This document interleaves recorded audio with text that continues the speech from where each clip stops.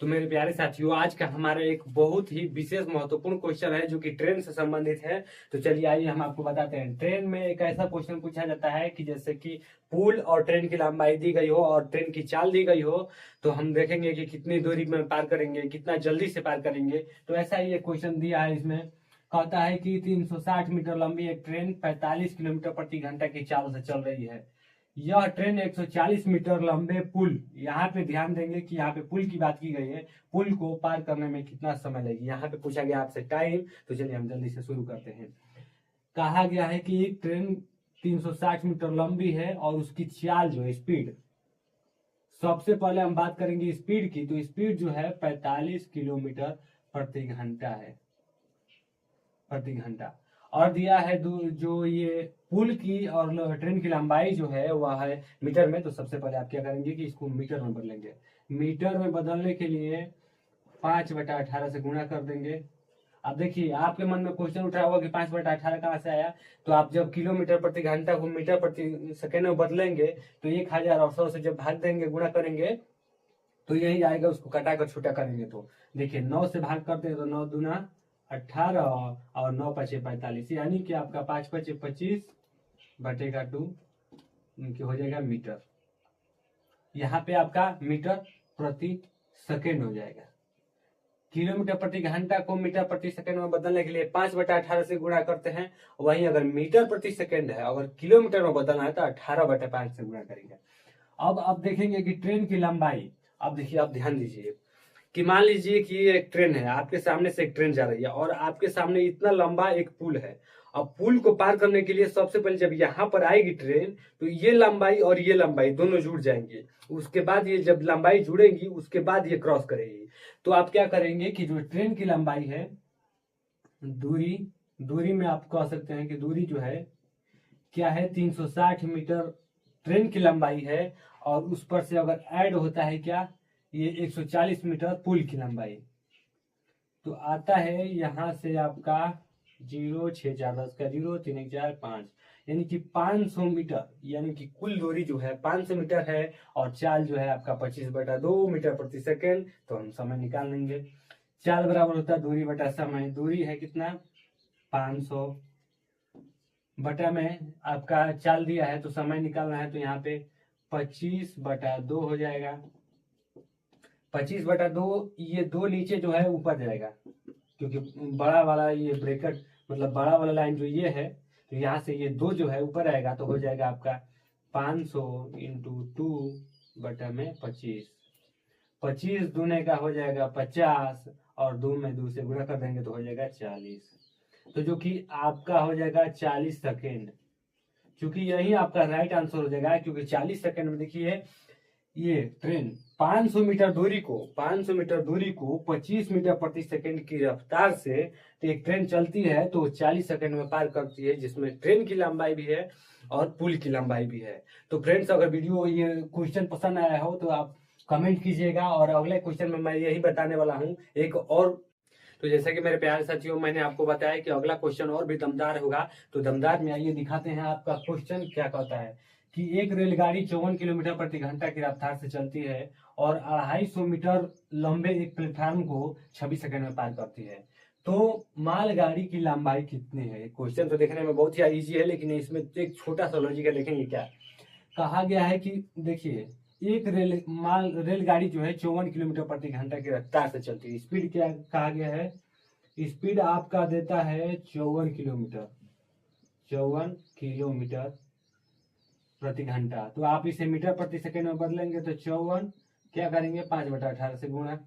18 से अगर भाग देते हैं तो 3 बार में, और 3 से गुणा करेंगे तो 5 3 15, यानी कि 15 मीटर प्रति सेकंड हो जाएगा आपका स्पीड, यानी कि चाल हो जाएगा। अब आगे क्वेश्चन में लॉजिक क्या आता है, कहता है कि और 250 मीटर लंबे एक प्लेटफार्म को 26 सेकंड में पार करती है। यहाँ पे सबसे बड़ी बात समझने वाली है, क्या गया है, डिस्टेंस।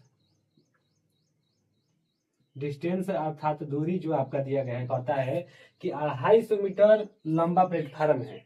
यहाँ पे प्लेटफार्म तो पता है कि 250 मीटर लंबा है, लेकिन ट्रेन कितनी लंबी है ये आपको नहीं पता है। यही इसमें लॉजिक है। इसके लिए क्या करेंगे, देखिए डिस्टेंस बराबर हमने क्या बताया था कि एक ट्रेन जो है, ट्रेन की लंबाई और ये जो पुल, पहले क्वेश्चन बताया था पुल की लंबाई, इन दोनों को हमने जोड़ा था। तो इसमें भी कुछ नहीं करेंगे, इन दोनों को जोड़ेंगे। अगर इसका मान आपको नहीं पता है, ट्रेन की लंबाई जो है नहीं पता है, तो उसके जगह पे एक्स रख लेंगे। तो चलिए शुरू करते हैं। तो एक्स रख लेंगे, ट्रेन की लंबाई जो है एक्स हो जाएगी यहाँ पे। और क्या दिया है, 250 मीटर दिया है, एक्स प्लस 250, ये आपका हो जाएगा दूरी।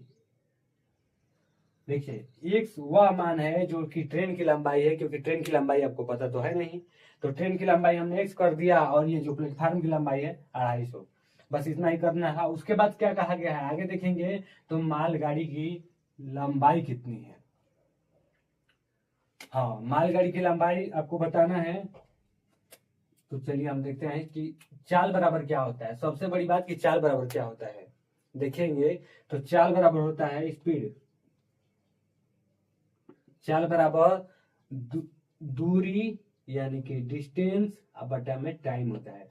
आपके पास क्या क्या है उपलब्ध, यहाँ पे टाइम आपको पता है कि नहीं, टाइम, हाँ टाइम यहाँ पे चाल दिया है 15 मीटर प्रति सेकेंड, ये टाइम चाल दिया है 15 मीटर प्रति सेकेंड।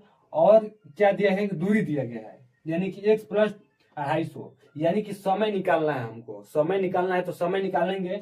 और देखिए एक और इसमें लॉजिक की बात है कि समय भी दिया है यहाँ पे 26 सेकेंड, 26 सेकेंड अगर समय यहाँ पे दे दिया है तो समय भी है और दूरी भी है और चाल भी है। लेकिन चाल मतलब यहाँ पे देखेंगे कि चाल में जो दूरी है, दूरी एक ट्रेन जो है, ट्रेन की दूरी नहीं पूछी गई, मिला है आपको, तो ट्रेन वाला निकालना है। यहाँ पे क्या है, स्पीड देखेंगे 15 है, 15 आपकी स्पीड है, और समय दिया यहाँ पे टी बराबर देखेंगे कि 26 सेकेंड, तो 15 इंटू 26 हो जाएगा। इसको इधर कर देंगे। अब यही आपका लॉजिक है, आप कहेंगे कि डी भी तो दिया है, तो डी में एक्स प्लस 250, यानी कि डी यानी कि दूरी, यही है कि दूरी जो दिया है एक्स प्लस 250 है, और यहाँ पे 15 इंटू 26 हो गया। अब कुछ नहीं करना है, इसको हल कर देंगे। 15 छक्के 90 का जीरो हासिल बचाना हो, 15 दूना 30 और 9 39, यानी कि आप कहेंगे कि यहाँ पे 390 आता है एक्स प्लस 250।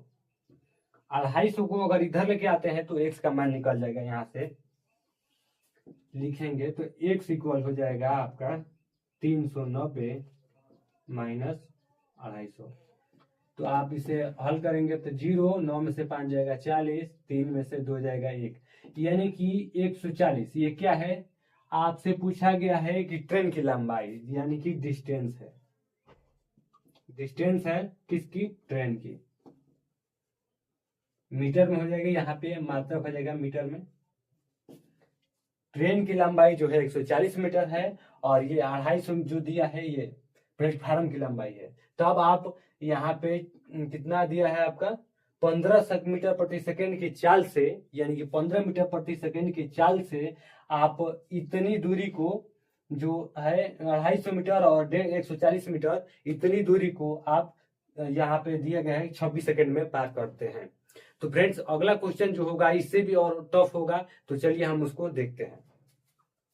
तो मेरे प्यारे साथियों, इसी में एक क्वेश्चन जो दिया गया है, आपसे बताया था कि एक अगला क्वेश्चन जो आएगा बहुत ही मतलब लॉजिकली होगा। तो देखिए क्या कहता है कि क्वेश्चन 120 मीटर और 180 मीटर की दो रेलगाड़ियां है, 34 किलोमीटर प्रति घंटा और 32 किलोमीटर प्रति घंटा की समान चाल से एक दूसरे की ओर धीरे धीरे बढ़ रही है, धीरे धीरे आ रही हैं। दोनों रेलगाड़ियों द्वारा एक दूसरे को पार करने में कितना समय लगेगा। यानी कि देखिए समझिए प्रैक्टिकली, ये दो ट्रेन है, एक दूसरे की तरफ आ रही है, धीरे धीरे आती हैं, और आके जब पास आ जाती हैं उसके बाद एक दूसरे को ये पार भी कर जाती हैं। तो जब ये इतनी दूरी को एक दूसरे को पार करती हैं तो पार करने में कितना समय लगेगा, इसी को बताना है। तो जल्दी से करेंगे कि कहा गया है कि दो रेलगाड़ी है, इतना स्पीड क्या दिया गया है, आपका स्पीड कहता है कि 34 प्लस, हाँ देखिए, और एक बात, जब दो रेलगाड़ियां अलग अलग दिशा से एक ही ओर आती हैं तो इनमें चाल जो है जुड़ जाता है। अगर वही जब अलग अलग दिशा में जाएंगी, इस तरह जाएंगी अलग अलग, ये इधर जाती है और एक इधर जाएगी, तो ये घट जाएगा। देखिए तो ये जब दोनों एक ही तरफ आ रही हैं तो 34 प्लस 32, जोड़ते जोड़े 4×2=6 हो जाएगा, 3×3=6। और इसे मीटर प्रति सेकंड में बदलेंगे तो 5/18 से गुणा करेंगे तो हो जाएगा 9×2=18। हाँ, 3 से कटा देंगे, 3×6=18। 6 से अगर कटाएंगे तो 36×18 और 6 से 11 बार में 11×5=55/3 मीटर प्रति सेकेंड। ये आपकी चाल हो गई। अब जब चाल निकल गई, आप देखेंगे कि दूरियां, तो हमने कहा था कि जब ट्रेन दो दिशाओं से आ रही है, दो ट्रेन, तो इन दोनों की चाल जो है, ये मतलब दूरियां है, जो लंबाई है ट्रेन दोनों की जुड़ जाएंगी। इसकी भी जो पहली ट्रेन है इसकी लंबाई यानी दूरी, और जो दूसरी ट्रेन है इसकी लंबाई, दोनों को जोड़ देंगे तो करेंगे कि दूरी बराबर डिस्टेंस दो जो दी होगा, ये 120 मीटर है और दूसरी जो है 180 मीटर। दोनों का योग करेंगे तो हो जाएगा 0, 8 2 10 का 0, 1 1 2 1 3, 300। अब आपसे पूछा क्या गया है कि एक दूसरे की ओर आ रही हैं, तो दोनों रेलगाड़ियों द्वारा एक दूसरे को पार करने में लगा समय की गणना करना है। तो देखिए, चाल बराबर क्या होता है, स्पीड बराबर, चाल बराबर होता है दूरी बटा समय होता है। आपको समय निकालना है तो आप यहां से करेंगे कि दूरी बटा में चाल।